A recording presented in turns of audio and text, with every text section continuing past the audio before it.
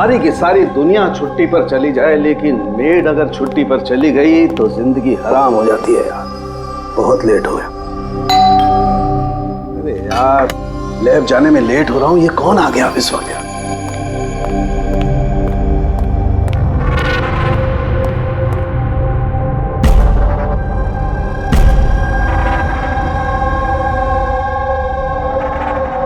बाहर तो कोई दिखाई नहीं दे रहा। घंटी की आवाज तो सुनाई दी थी।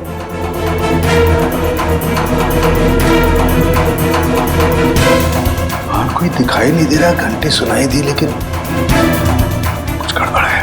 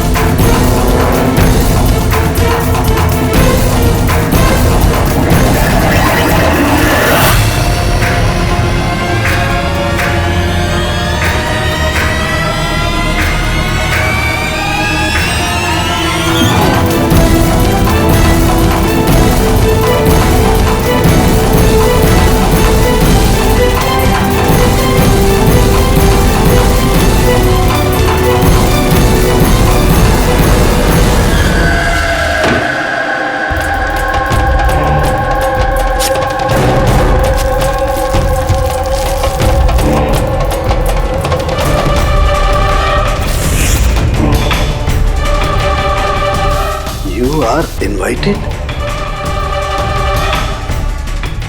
to a murder at 10 Wood Villa, Yali Hills, 400876.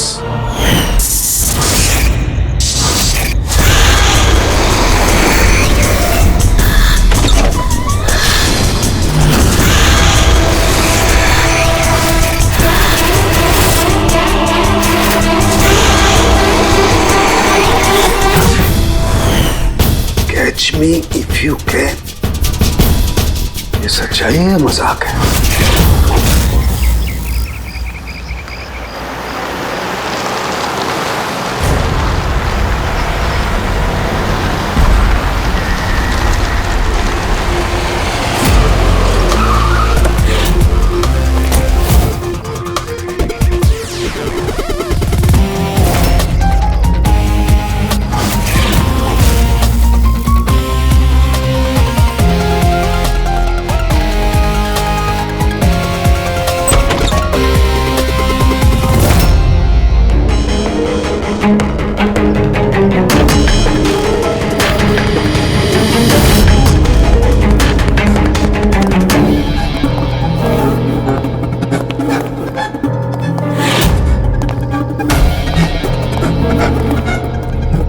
My God.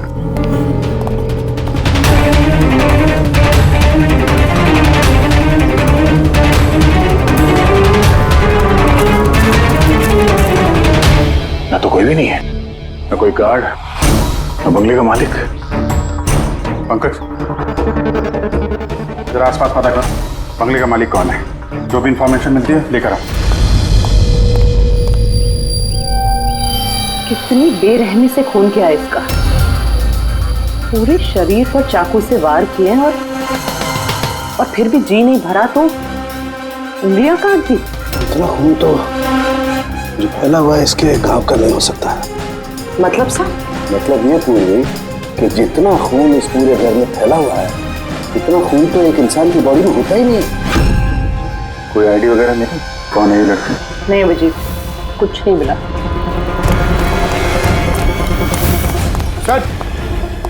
Sir, इस बंगले की मालकिन राइना है और वो आधे घंटे में आ रही है। ओके, ठीक है। तब तक एक काम करते हैं, यहाँ पे जितनी भी चीजें हैं, ये ब्लड, कोई सबूत, सब इकट्ठा करते हैं। कुछ भी छूटनी नहीं चाहिए। पता तो चले क्या हुआ यहाँ पे।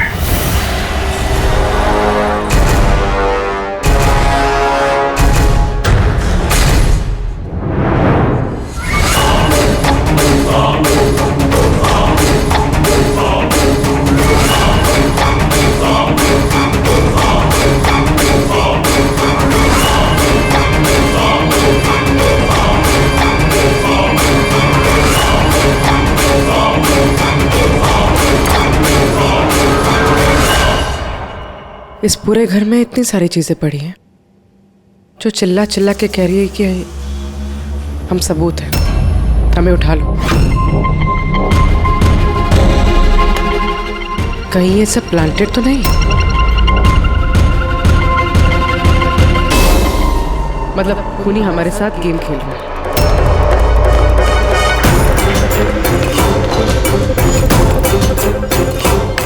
ये सब किसने किया है? ये सब किसने किया है? What is all this?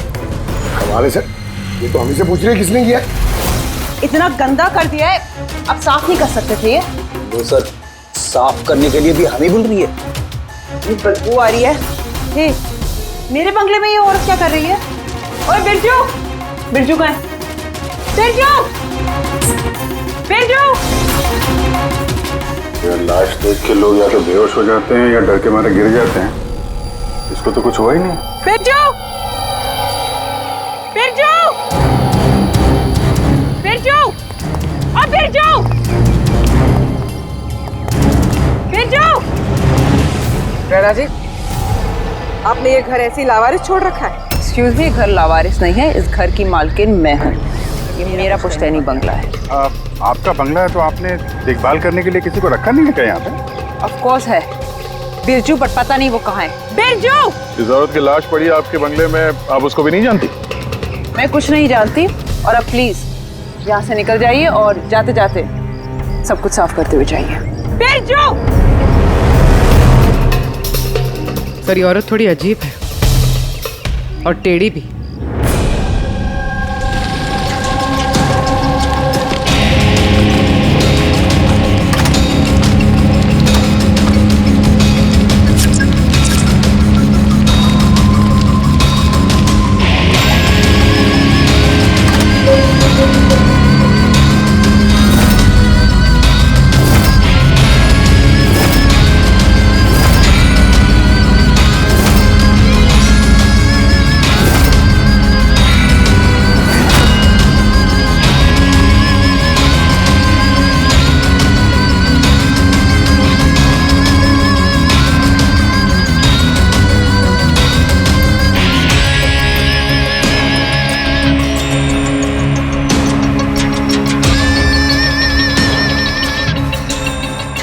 एक केस और 18 सबूत, और खूनी ने सबूत ऐसे सजा के छोड़े थे कि बस पूछो मत। सर लेकिन प्रॉब्लम ये है कि इनमें से कोई भी सबूत हमारे किसी काम का नहीं है। ये सारे सबूत हमारे किसी भी काम के नहीं है, इसका क्या मतलब है तारिका? मतलब ये कि ये सारे सबूत पुराने हैं। What? ये सारे सबूत पुराने तो क्या लड़की का खून भी पुराना है? कितने पुराने बताओ? सर 4 से 10 साल पुराने।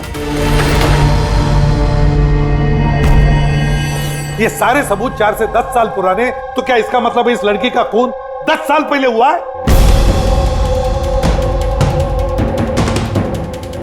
और क्या मिला सबूतों में से बताओ? इन सारे सबूतों में 20 अलग अलग लोगों के डीएनए मिले हैं। वाह, मतलब 20 अलग अलग लोगों ने इन सारे सबूतों को छुआ है ना? हाँ सर। तो फिर फिंगरप्रिंट्स तो मिले ही होंगे? नहीं। नहीं सर। अब लेकिन सर एक बहुत इंपॉर्टेंट बात पता चली है। क्राइम सीन पे जो इतना सारा खून मिला था, वो खून किसी इंसान का नहीं बल्कि किसी जानवर का था। क्या? डॉक्टर तारिका, इस लड़की के शरीर पे जो खून लगा हुआ था वो भी जानवर का? नहीं, इस लड़की के शरीर पे और इसके कपड़ों पे जो खून मिला था वो इसी का है, असली खून।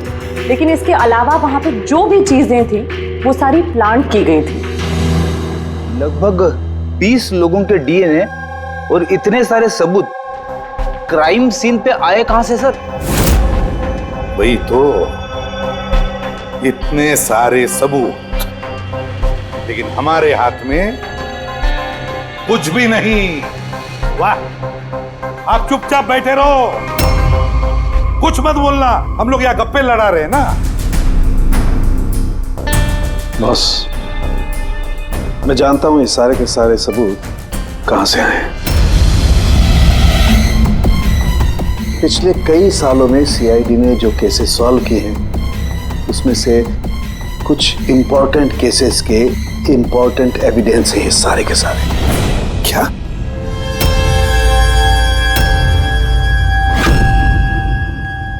जब मैंने रायना और उसके परिवार का बैकग्राउंड चेक किया, उसके परिवार में 2-3 लोग खून के इल्जाम में जेल की सजा काट रहे हैं। और ये रायना, इसे बाइपोलर डिसऑर्डर है। तभी वो वैसे बर्ताव कर रही थी। और वो जो केयर टेकर था बिरजू, उसका कुछ पता चला? सर, उसकी फोन की लास्ट लोकेशन उस बंगले के बाहर ही एक्टिव थी, उसके बाद से ऑफ है। ढूंढने की कोशिश जारी है। कमाल है, उस बंगले में इतना कुछ हुआ और बंगले की मालकिन को कुछ पता ही नहीं। केयर टेकर गायब है। यार ये कहीं बीमारी की आड़ में कोई गेम तो नहीं खेल रही? हो सकता है, नजर रखनी पड़ेगी उस पर। पंकज, वो जो लड़की की लाश मिली थी उसका कुछ पता चला? सर, सारे पुलिस स्टेशन, न्यूज़पेपर और न्यूज़ चैनल में भेज दिया, थोड़ी देर में पता लग जाएगा सर। सारुण के हमारे पुराने केसेस के सारे सबूत वहां पर कैसे पहुंचे? चुपचाप बैठ के नहीं चलेगा सारुण, मुझे जवाब चाहिए अभी। तू फॉरेंसिक सर्जन है, इस फॉरेंसिक डिपार्टमेंट का इंचार्ज है, अपनी जिम्मेदारी से भाग नहीं सकते तो बताओ जल्दी। अपनी जिम्मेदारी से नहीं भाग रहा हूं। और नहीं तो क्या? बताओ ना फिर, हमारे पुराने एविडेंस हमारे रिकॉर्ड में से गायब कैसे हुआ? बस एक काम करते हैं, रिकॉर्ड रूम में चल के वहां पूछताछ करते हैं, पता चल जाएगा बस वहां पर क्या गड़बड़ हुई है। प्लीज। इतने सारे सबूत गायब कैसे हो गए? मालूम है ना ये सबूत कितने इंपॉर्टेंट होते हैं? तो फिर आपके होते हुए ये चूक हुई कैसे? कैसे गायब हो गए सबूत? सर, हमारे होते हुए चोरी नहीं होती सर। तो फिर चोरी कब हुई? सर, ये चोरी रात को ही होगी, क्योंकि हम लोग रात को नहीं रहते ना, इसीलिए चोरी हो गई। और आपका क्या कहना है? सर, मैंने डॉक्टर साहब को कितनी बार बोला कि लॉक वगैरह ठीक करवा लीजिए, दरवाजे खिड़कियां ठीक करा लीजिए, सीसीटीवी कैमरा लगवा लीजिए, लेकिन डॉक्टर साहब हमारी सुनते ही नहीं है। और तो और क्या? और क्या? सर, वो पता नहीं किसी को भी लेके आ जाते हैं सर, बोलते हैं कि पुराने एविडेंस देखने हैं। और क्या? सर, वो पता नहीं किसी को भी लेके आ जाते हैं सर, बोलते हैं कि पुराने एविडेंस देखने हैं। किसे लेकर आए थे ये? पिछले 3 महीने पहले किसी को लेकर आ गए, बोले कि क्राइम जर्नलिस्ट हैं, इनको पुराने एविडेंस देखने हैं। बॉस वो एक जर्नलिस्ट था, फॉरेंसिक पर एक आर्टिकल लिखना चाहता था, मुझसे रिक्वेस्ट की, मैंने उसे परमिशन दे दी बस। देख सारुण, तो अच्छी तरह से जानता कि यहाँ किसी भी बाहर के आदमी को अंदर आना मना है, और तू जर्नलिस्ट को यहाँ लेकर आया। सर, पिछले महीने भी सर कॉलेज के स्टूडेंट को लेकर आए थे, उन्हें भी पुराने एविडेंस दिखा रहे थे, तो हो सकता है कि उनमें से किसी ने चोरी की हो। नहीं बॉस, ऐसा नहीं हो सकता। वो तो फॉरेंसिक के स्टूडेंट थे, बेचारे मुझसे परमिशन मांग रहे थे, सर हम स्टडी करना चाहते हैं, कुछ प्रैक्टिकल देखना चाहते हैं, कुछ सीखना चाहते हैं, सर प्लीज परमिशन दे दीजिए। मैंने उन्हें परमिशन दे दी बस। बॉस, मैं एक रेस्पॉन्सिबल इंसान हूँ बॉस, आफ्टर ऑल ये मेरा अधिकार भी तो है यार। देख सारुण के, सीआईडी को लुटवाने का तुझे कोई अधिकार नहीं है, समझे? और तो और या कोई कॉलेज खोल के नहीं रखा है फॉरेंसिक सिखाने के लिए। तुम स्टूडेंट्स को यहाँ ला कैसे सकते हो? किसके परमिशन से लाया तुमने? देख सारुण के, अच्छी तरह से याद रख, इस रिकॉर्ड रूम में कोई भी नहीं आ सकता। ना मैं ला सकता हूँ, ना तुम ला सकते हो, ना ये ला सकता है, फिर वो चाहे अपने परिवार वाला हो, कोई दोस्त हो। हाँ अभिजीत।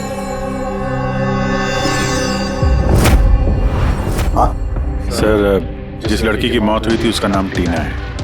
ये उनके पिताजी हैं, doctor Nirav sir, head of forensic, Chennai. Doctor Nirav? Nirav? Nirav? यार, बेटे नीरव किसी मार दिया। कंट्रोल योरसेल्फ, सब पता चल जाएगा। सर आप लोग जानते हैं एक दूसरे को? हाँ जी, एक जमाना था जब मैं और नीरव साथ साथ काम किया करते थे।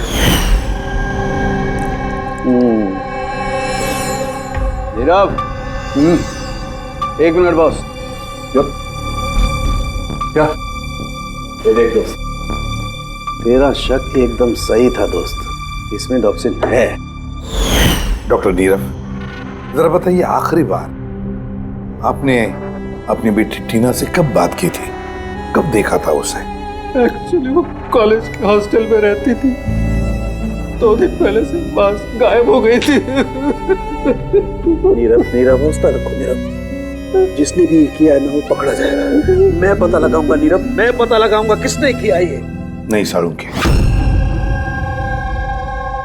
तुम नहीं पता लगाओगे। मैं नहीं पता लगाऊंगा मतलब तुम इस केस पर काम नहीं करोगे।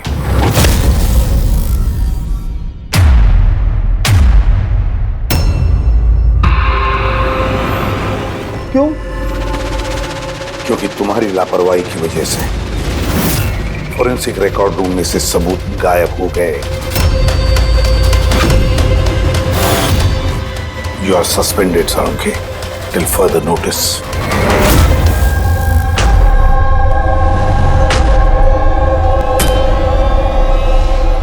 बस तुम्हें लगता है कि ये सब कुछ मेरी वजह से हुआ? तुम मुझ पर इल्जाम लगा रहे हो? ये इल्जाम नहीं है साळुंखे, ये हकीकत है और ये तुम अच्छी तरह से जानते हो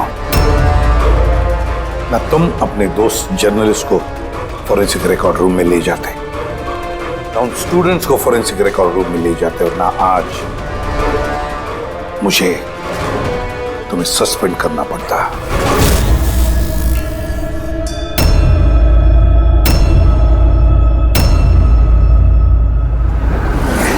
यार, नीरव को मेरी जरूरत है, इस केस को मेरी जरूरत है यार, प्लीज। नहीं साळुंखे। सर आपने मुझे बुलाया? डॉक्टर तारिका, अब से तुम डॉक्टर नीरव की बेटी टीना की केस हैंडल करोगी। मैं? हाँ। लेकिन सर। अभिजीत, साळुंखे का दोस्त जर्नलिस्ट और उसके वो स्टूडेंट्स जो फॉरेंसिक रिकॉर्ड रूम में आए थे, सबकी अच्छी तरह से इंक्वायरी करो, अच्छी तरह से।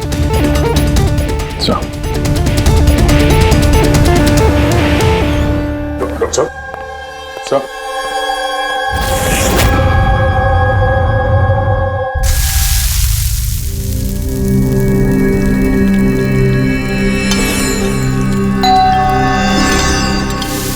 आ गए वो प्रद्युमन के दाएं बाएं दया और अभिजीत मेरे घाव पर मरहम लगाने के लिए। मुझे मालूम है खोलते कहेंगे सर कुछ नहीं होगा, हम यहाँ पर पूरा विश्वास है, सब कुछ ठीक हो जाएगा। क्या काम ठीक हो जाएगा? पहले तो बेइज्जती करके निकाल देते हैं और फिर भेज देते हैं अपने दाएं बायों को, जाओ जाओ उसके घाव पे मरहम रखो।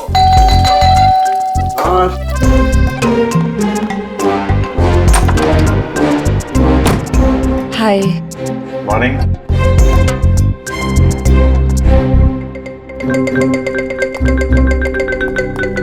अरे क्यों टेंशन ले रहे हैं सर, सब ठीक हो जाएगा। हमें आप पर पूरा विश्वास है सर, हमें पूरा यकीन है आप कोई गलत काम कर ही नहीं सकते, मगर क्या करें, प्रोटोकॉल तो फॉलो करना ही पड़ेगा। देखो, मुझे तुम लोगों की सहानुभूति की कतई जरूरत नहीं है, और हाँ, तुम्हारे एसीपी साहब की सहानुभूति की भी बिल्कुल जरूरत नहीं है। बच्चा नहीं हूं, रो नहीं रहा। मुझे मालूम है प्रद्युमन अपने उसूलों का बहुत पक्का है, होना भी चाहिए। गुड। सर मैं बहुत शर्मिंदा हूँ, आई एम वेरी सॉरी। आपके सामने एसीपी सर ने मुझे नहीं तारिका, शर्मिंदा होने की कोई जरूरत नहीं। तुम अपने काम पे ध्यान दो, हर चीज को बारीकी से देखना, कोई ना कोई सुराग जरूर मिलेगा। हम जिस चीज को भी छूते हैं अपने निशान छोड़ जाते हैं। Remember, every contact leaves a trace behind. बस इसी फॉर्मूले को फॉलो करना। और हाँ, जब तक ये केस सॉल्व नहीं हो जाए, प्लीज यहां पर मत आना। मैं जानता हूं मैं बेगुनाह हूं और अपनी बेगुनाही साबित करके रहूंगा। तब तक के लिए प्लीज लीव मी अलोन। आप लोग अपने केस पे ध्यान दीजिए।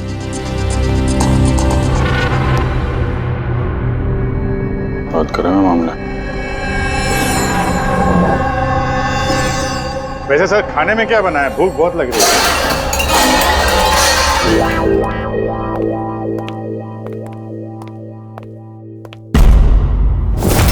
सर, ये जर्नलिस्ट सुना बहुत टेढ़ा और बदतमीज आदमी। 3 महीने पहले डॉक्टर नीरव के साथ किसी बात पे झगड़ा भी हुआ था सर। देखते हैं कितना टेढ़ा है। सर, आपको अंदर बुलाया। Thank you.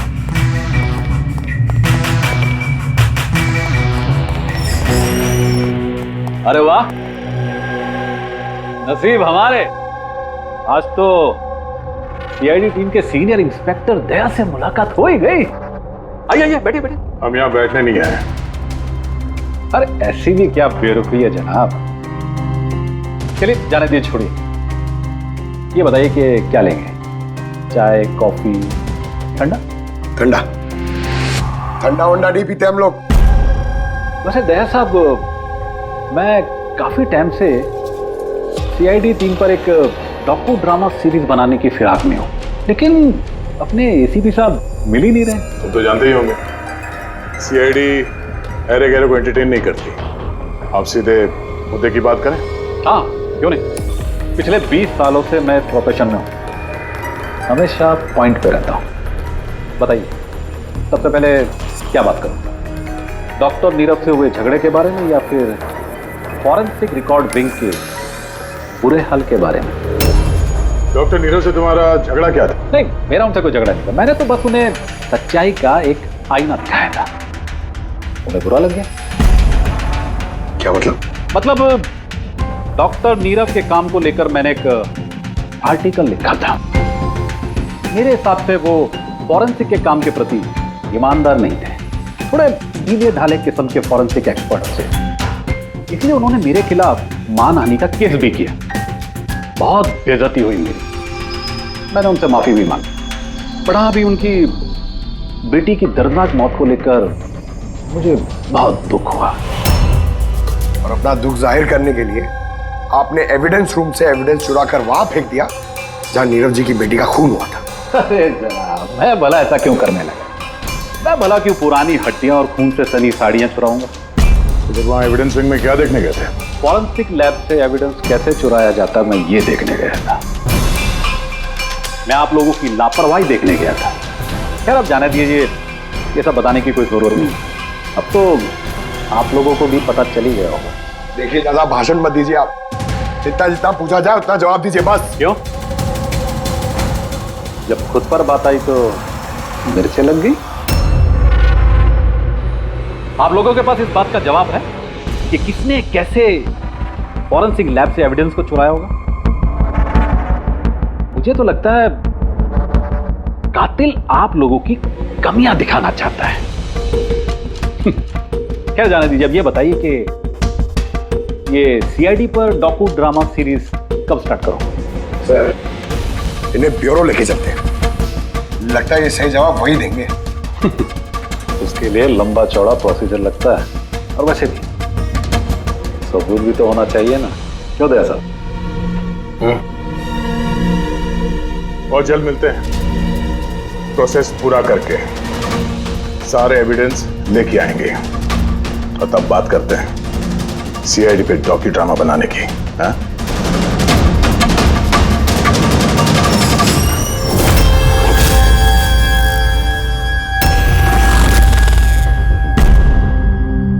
डॉक्टर नारायणी?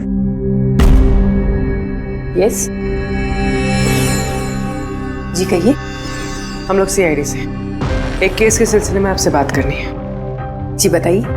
जो स्टूडेंट पिछले महीने फॉरेंसिक रिकॉर्ड रूम देखने गए थे, वो सारे के सारे चोरी और खून के इल्जाम में सस्पेक्टेड हैं। व्हाट? ऑफिसर, आपकी जरूर कोई गलतफहमी हो रही है। हमारे स्टूडेंट ऐसा कभी नहीं कर सकते हैं। हम भी यही उम्मीद करते हैं कि उन्होंने नहीं किया होगा, मगर खून तो हुआ है और इल्जाम उन्हीं पे है। देखो, हमारे बच्चे सिर्फ एजुकेशनल टूर के लिए वहां पर गए थे और आप लोग उन पे शक कर रहे हैं। हमारा काम है केस को सुलझाना और अपराधी को उसके अंजाम तक पहुंचाना।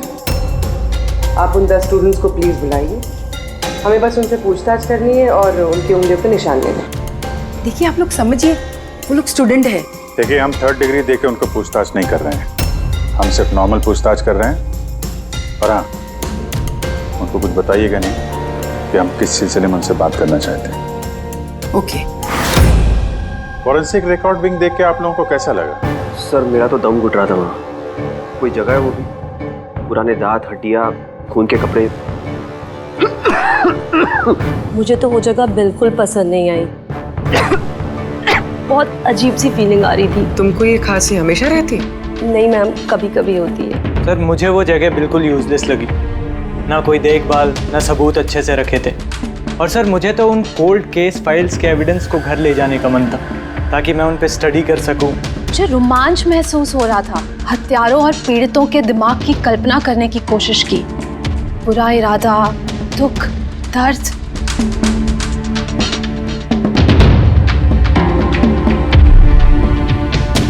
सर यहाँ तो 9 ही लोग हैं, एक नहीं है। हाँ, वो एक स्टूडेंट आज एब्सेंट है, उसकी तबीयत ठीक नहीं है।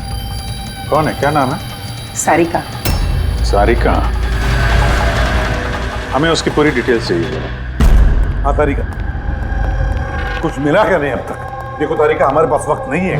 सर मैं कब से वही ढूंढने की कोशिश कर रही हूँ कि मेरे हाथ में कुछ तो आ जाए, जिससे सालों के सर पे जो इल्जाम लगाए ना वो साफ हो जाए।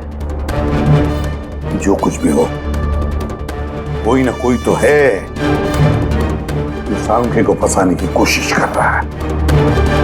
कौन हो सकता है और फिर क्यों कर रहा है वो ये? सर आपको ये बात पता है, फिर भी आपने सालों के सर को निकाला। तारिका, मैंने सिर्फ वही किया जो कानून ने मुझे कहा। मैं तो सालुंखे को क्या? सर को आप क्या? खूनी ने बहुत बड़ी गलती की है। कौन सी सर?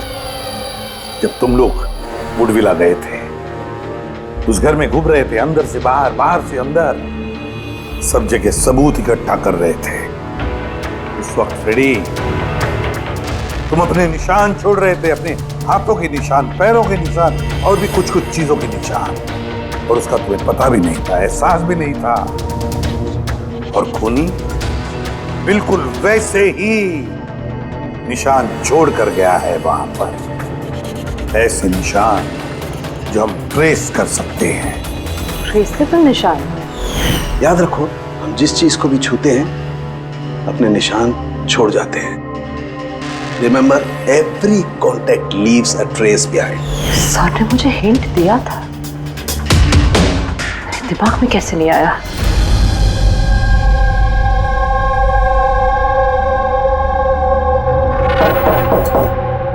जी कहिए। सारिका कहाँ है? आप लोग? CID। आप कौन है? सब, मेरा नाम रूपाली है। और सारिका? सब, वो तो यहाँ नहीं है, कल ही चली गई। कहाँ चली गई? मैम वो अपने घर चली गई। कल वो आई और जल्दी जल्दी उसने अपने सारे बैग्स पैक किए और बहुत जल्दी में थी, इसलिए उसने अपना फोन भी यहीं छोड़ दिया। कोई वजह बताई उसने इतनी जल्दी में घर चली गई? जी सर, वो बता रही थी कि उसके घर का कोई सदस्य बीमार है। क्या? सर, फोरेंसिक सेंटर से पता चला है कि सारिका बीमार है और ये बता रही है कि उसके घर का कोई बीमार है। कुछ चक्कर तो है सर। अच्छा रूपाली, ये सारिका का घर कहाँ है? सर कानपुर। कानपुर। और आप लोग साथ में रहते थे? जी सर, हम दोनों रूममेट्स हैं। अच्छा, आप लोग कब से साथ में रहे? यही कोई 8-9 महीने। 8-9 महीने से तो एक दूसरे के बारे में काफी कुछ पता चल जाता है। क्या कैसी लड़की थी सारिका, कुछ बता सकती हैं आप? सर वो तो बहुत अच्छी लड़की है। इनफैक्ट वो अपने काम से काम रखती है, फोरेंसिक इंस्टीट्यूट जाना, वहाँ से वापस आना, यही उसका डेली रूटीन है। फोरेंसिक सेंटर, तो वहाँ की कुछ बातें बताती थी वो आपसे? हाँ, फोरेंसिक इंस्टीट्यूट से रिलेटेड कुछ कुछ बातें बताती रहती है। जैसे अभी कुछ दिनों पहले वो मुझे बता रही थी कि तुम्हें पता है रूपाली, सबूतों को प्लेस करके ना किसी को भी फंसाया जा सकता है। रियली? लेकिन ऐसा कैसे हो सकता है? अरे बुद्धू, कुछ भी हो सकता है। मैं कर सकती हूँ ना। किसी भी केस को पलटा जा सकता है सिर्फ और सिर्फ सबूतों के दम पर। अब देख मैं कैसे सबका दिमाग घुमाती हूँ। सर, टीना और डॉक्टर सालुंके के केस में भी तो यही हुआ है। और अब ये सारिका फरार है, इसको ढूंढना होगा जल्दी से जल्दी।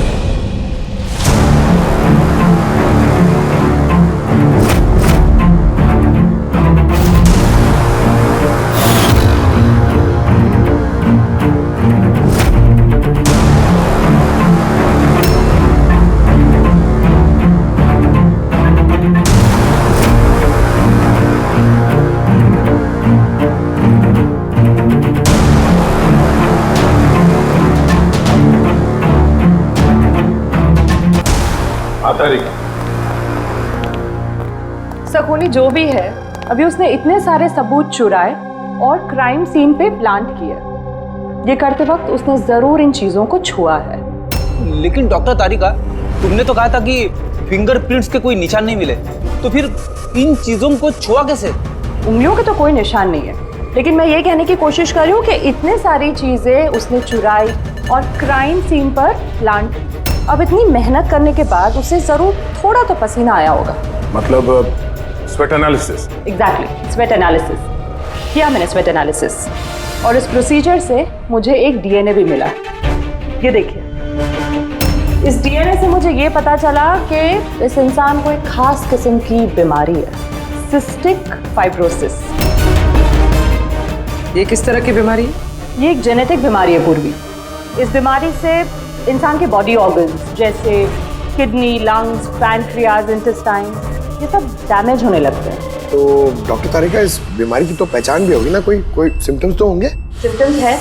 अगर ये बीमारी ज़्यादा टाइम तक रहे तो वो इंसान की उसकी ग्रोथ पुअर हो जाती है, फैटी स्टूल्स होने लगते हैं, सांस लेने में तकलीफ होती है, बहुत खांसी आती है, इनफैक्ट साइनस इन्फेक्शंस होने लगता है। सांस लेने में तकलीफ और खांसी? तो ऐसे मरीजों को तो हॉस्पिटल के काफी चक्कर लगाने पड़ते होंगे। कांस्टेंट मॉनिटरिंग की जरूरत पड़ती है। बस सुविधा मुझे शहर में जितने भी हॉस्पिटल्स हैं सब में जाकर के पता लगाओ सिस्टिक फाइब्रोसिस के मरीज कितने हैं और क्या उनमें से कोई एक ऐसा पेशेंट है जिसका हमारे इस केस से संबंध है।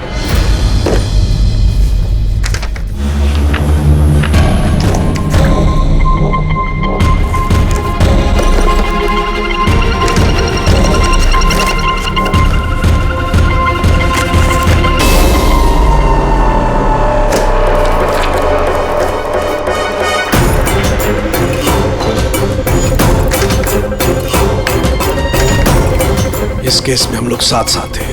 यस। डॉक्टर नीरव की बेटी को मार दिया गया, मुझे सस्पेंड कर दिया गया, तो बचा ललित। अगर ये सब कुछ इस केस की वजह से हो रहा है तो ललित के साथ भी कुछ ना कुछ तो हुआ होगा या कुछ ना कुछ होगा। ललित को ढूंढना पड़ेगा। लेकिन इतने सालों से ललित से कोई कांटेक्ट नहीं है, कैसे ढूंढूं उसे? ट्राई करता हूं।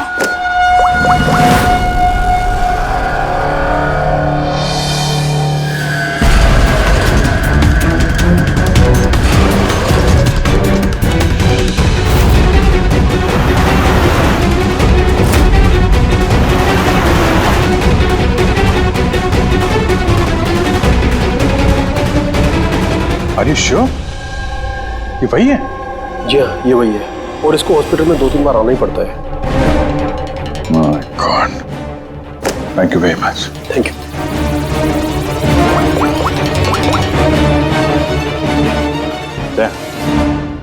कातिल का पता चल गया है।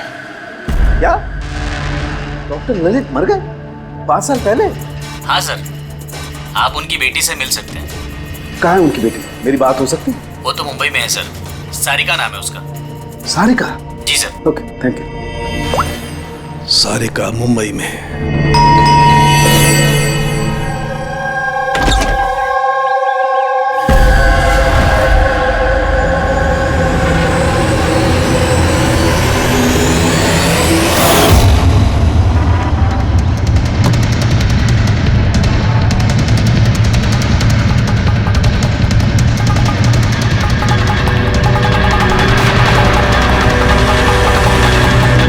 सच के बहुत करीब हो तुम। एक आखिरी जगह जहां खून होगा।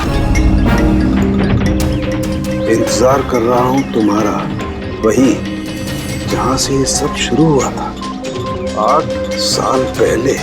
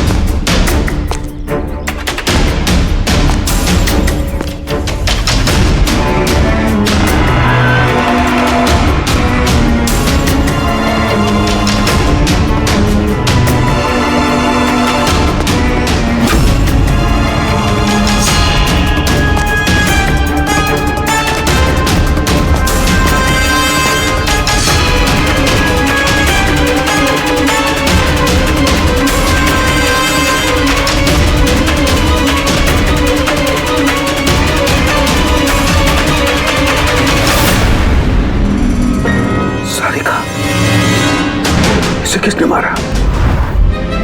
ये लाइट को क्या हुआ?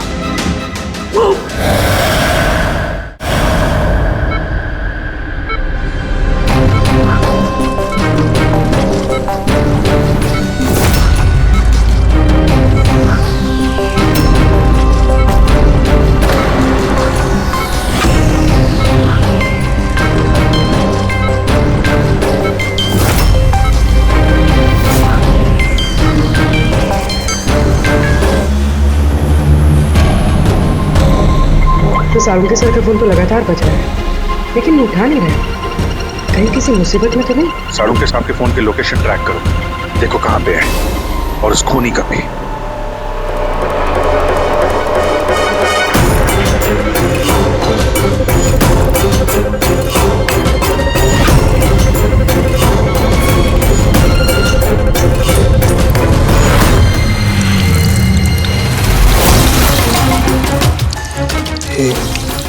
ये क्या कर रही हो? तुम्हारी मौत है, धीरे धीरे और बहुत ही दर्दनाक।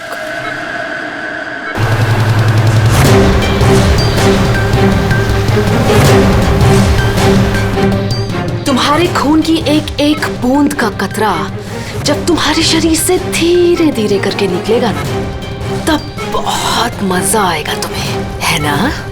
लेकिन तुम ऐसा क्यों कर रही हो?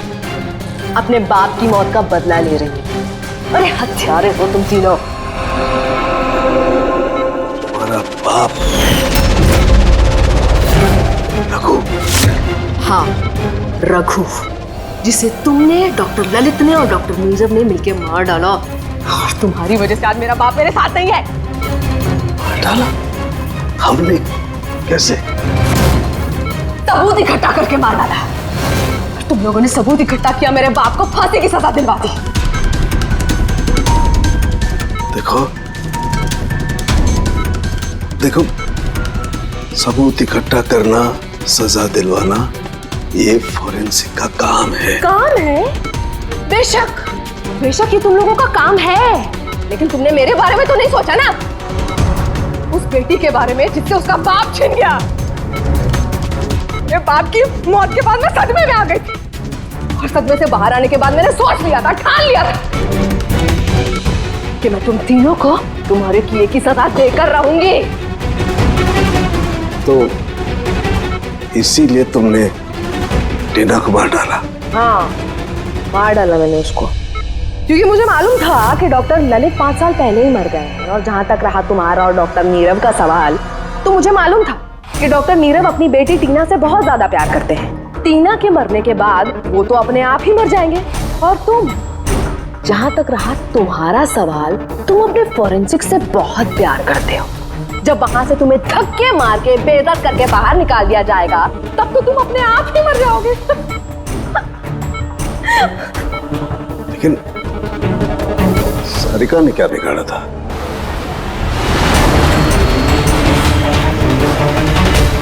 सारिका, उसे तो मरना ही था। वो ललित की बेटी जो थी और वो फॉरेंसिक में काम करती थी, तो मेरे काम आती ना वो। उसी की मदद से तो मैंने फॉरेंसिक विंग से सारे सबूत इकट्ठा किए थे। तुम्हारा फॉरेंसिक तुम्हारे खिलाफ। ये देखो डॉक्टर सालुंके, हो गया मेरा बदला पूरा। और जब तक सीआईडी यहाँ पर आएगी ना, तब तक तुम ऊपर। Good by doctor Salunke.